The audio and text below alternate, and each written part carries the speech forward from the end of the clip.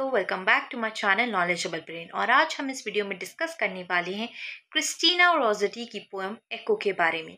आज हम इस पोएम को लाइन बाय लाइन डिस्कस करेंगे, साथ ही हम क्रिस्टीना की लाइफ और करियर के बारे में भी डिस्कस करने वाले हैं। तो चलिए बिना टाइम वेस्ट करे वीडियो की शुरुआत करते हैं। दोस्तों, क्रिस्टीना रोसेटी का पूरा नाम था क्रिस्टीना जॉर्जिना रोसेटी, जिनका जन्म हुआ था 5 दिसंबर 1830 लंदन में और उनकी डेथ हुई थी 29 दिसंबर 1894 में। उनके जो फादर थे उनका नाम था गैब्रियल रोसेटी, जो कि इटालियन पोएट थे, और उनके ब्रदर थे डांटे गैब्रियल रोसेटी, जो कि एक फेमस पेंटर और पोएट थे और साथ ही प्री रैफेलाइट ब्रदरहुड के फाउंडर। दोस्तों, क्रिस्टीना को बचपन से ही लिखने का शौक था। उन्होंने बचपन में भी शुरू कर दिया था लिखना, और पहले वो पब्लिश किया करती थी एलन एलन के नाम से। उनका जो पहला मेजर कलेक्शन रहा है वो है goblin market and other poems, जो कि उन्होंने पब्लिश किया था 1862 में, जिसे काफ़ी तारीफें मिली, जिसकी वजह से वो एक रिस्पेक्टेड विक्टोरियन पोएट बन गए। दोस्तों, पोएट्री की जो खासियत रही है, उनकी जो पोएट्री हुआ करती थी वो डिवोशनल और रिलीजियस थीम पर बेस्ड हुआ करती थी। Romantic emotion, imagery of nature का यूज़ करते थे। वो सिंपल थी लेकिन म्यूजिकल लैंग्वेज के साथ। वैसे तो वो प्री रेफेलाइट सर्कल के क्लोज थी, लेकिन अपना अलग स्पिरिचुअल वॉइस वो मेंटेन करती थी। उनकी फेमस वर्क, जैसे मैंने आपको बताया है, गॉबलिन मार्केट, ये सबसे फेमस पोएम रही है उनकी, जो कि एलेग्रिकल टेल ऑफ टू सिस्टर्स और टेम्पटेशन पर बेस्ड थी, जिसका थीम था female bonds, temptation versus salvation और सेक्रीफाइस। रिमेंबर, जो कि एक सोनेट था अबाउट डेथ और रिमेम्बरेंस। इसका जो थीम था वो ये था कि स्पीकर ये चाहती है कि डेथ के बाद उन्हें याद रखा जाए, लेकिन अब वो कहती हैं अगर तुम मुझे याद कर रहे हो और उस वक्त तुम दुखी हो जाते हो तो इससे अच्छा है तुम मुझे भूल जाओ। नेक्स्ट में जो वर्क रहा है उनका in the bleak mid winter, जो कि क्रिसमस कैरल बन गया था, क्रिसमस सॉन्ग बन गया था, जो कि रिलीजियस डिवोशन था लेकिन एक सिंपल एक्सप्रेशन के साथ। इसके अलावा birthday echo song when I am dead my dearest, जो था वो लव और डेथ के थीम्स के साथ लिरिकल शॉर्ट पोएम्स थी। दोस्तों, इसके अलावा अगर रिलीजियस साइड की बात करें, क्रिस्टीना डीपली रिलीजियस थी। वो एक एंग्लो कैथोलिक बिलीफ में रूटेड थी। काफ़ी बार उन्हें मैरिज प्रपोजल भी आए, जिसको उन्होंने रिजेक्ट कर दिया क्योंकि वो अपने फेथ से कॉम्प्रोमाइज नहीं करना चाहती थी। वो बहुत डिवोशनल पोएट्री लिखती थी, जैसे द प्रिंस प्रोग्रेस, जो कि उन्होंने लिखी थी 1866 में, और बाद में वर्सेस, जो कि उन्होंने लिखी थी 1893 में। अपने टाइम में वो एलिजाबेथ ब्राउनिंग के बाद सबसे इम्पोर्टेंट वुमेन पोएट बनी थी।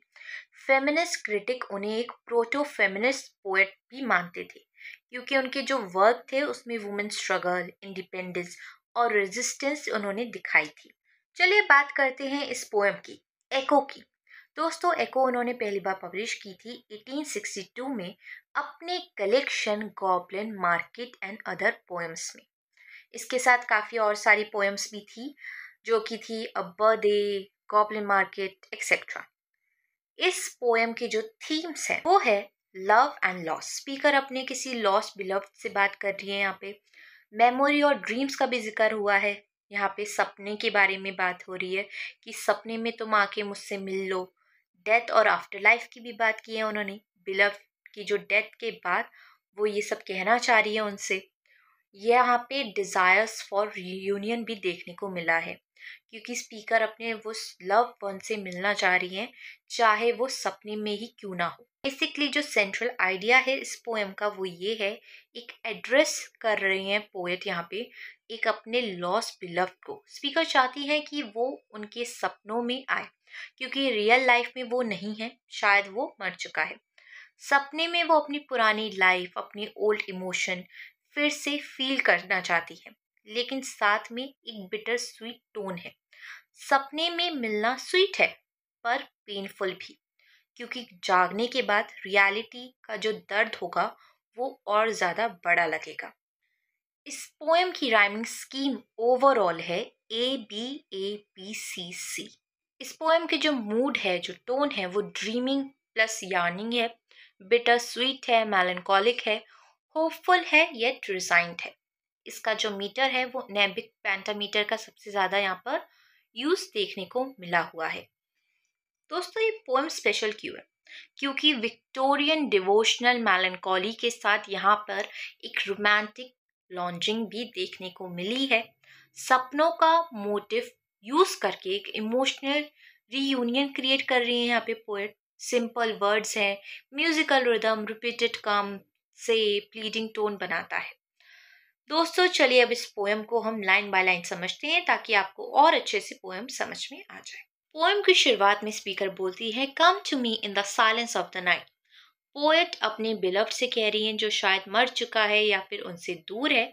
वो उससे कह रही है कि तुम रात की खामोशी में मेरे पास आ जाओ। Come in the speaking silence of a dream. सपने की खामोशी में भी तुम्हारी आवाज मैं सुन पाऊं, तुम मुझे वहां आकर मिलो। आगे कहती है, come with soft rounded cheeks and eyes as bright. इस लाइन में वो इमेजिन करने लग गई हैं अपने बिलव्ड के फेस को। वो कह रही हैं कि मुझे तुम्हारा चेहरा याद है, गोल गोल नरम सा गाल था तुम्हारा, चमकदार आंखें थी तुम्हारी। वैसे ही तुम वापस आ जाओ, वैसे ही तुम मुझे मेरे सपने में दिखना। As sunlight on a stream, come back in tears, O memory hope love of finished years. लाइनों में स्पीकर ये कह रही है अपनी बिलव्ड से कि तुम्हारी आंखें बिल्कुल रोशनी की तरह चमकती है जो नदी पर पड़ रही है, जिससे वो चमक पा रही है। चाहे दर्द हो, आंसू आए, फिर भी तुम मेरी यादों, उम्मीदों और पुराने प्यार के रूप में लौट आओ।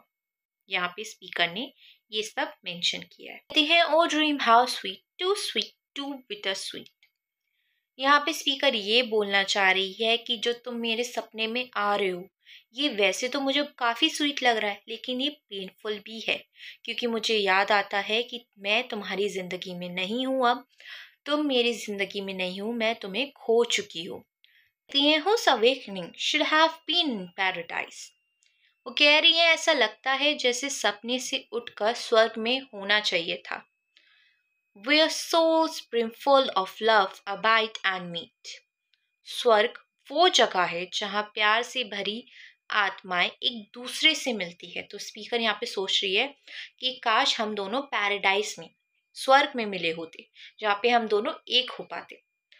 Where thrusting longing eyes watch the slow door. Speaker यहाँ पे ये कहना चाह रही है जो स्वर्ग है, जो हेवन है, वहां पे वो आंखें तरसती हैं, वो सोच तरसती हैं जो दरवाजे पे किसी अपने लव्ड वन का वेट कर रही हैं, वेट कर रही हैं कि कब वो अपनी लव्ड वन से दोबारा से मिल पाएगी। आगे कहती है speaker, that opening letting in lets out no मोर।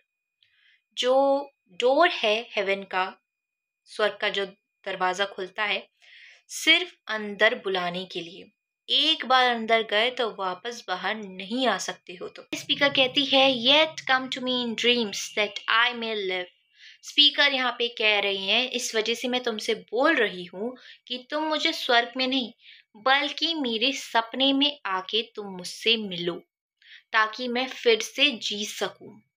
आगे कहती हैं, माई every life again tau cold in death. यहाँ पे स्पीकर ये कहना चाहती है कि जो रियल लाइफ है उसमें मुझे सब कुछ मरा हुआ लगता है, डेड लगता है, कोल्ड लगता है, लेकिन जब मैं तुम्हारे साथ सपने में होती हूँ तो मैं दोबारा से जिंदा महसूस करने लगती हूँ। आगे स्पीकर कहती है, come back to me in dreams that I may give pulse for pulse, breath for breathe.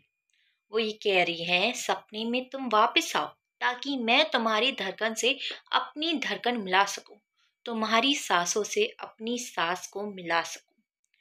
Speak low, lean low, as long ago my love, how long ago. अपनी बिलव्ड से कह रही हैं कि जैसे तुम मुझे पहले विस्पर करते थे जेंटली, मेरे आगे अपना सिर झुका लेते थे पास्ट में। वो अपनी अच्छी अच्छी यादों को रिकॉल कर रही हैं, अपने बिलव्ड को, अपने प्यार को रिकॉल कर रही हैं। वैसे ही तुम मेरे सपने में करीब आके मेरे साथ दोबारा से करना। तो ओवरऑल ये पोएम एक औरत की जुदाई को दिखाती है अपने खोए हुए प्यार के लिए। वो चाहती है कि उसका बिलव्ड सपने में आके उससे मिल जाए। सपना मीठा भी लगेगा और दर्दनाक भी, क्योंकि रियलिटी में उसका बिलव्ड वापस नहीं आ सकता। फिर भी सपना ही एक जगह है जहाँ वो अपना प्यार फिर से जी सकती है। It's a very beautiful poem by Christina Rossetti and I hope आपको ये पोएम समझ में आ गई हो। और वीडियोस देखने के लिए चैनल को लाइक करें, शेयर करें और सब्सक्राइब करना बिल्कुल ना भूलें। Thank you for watching this video.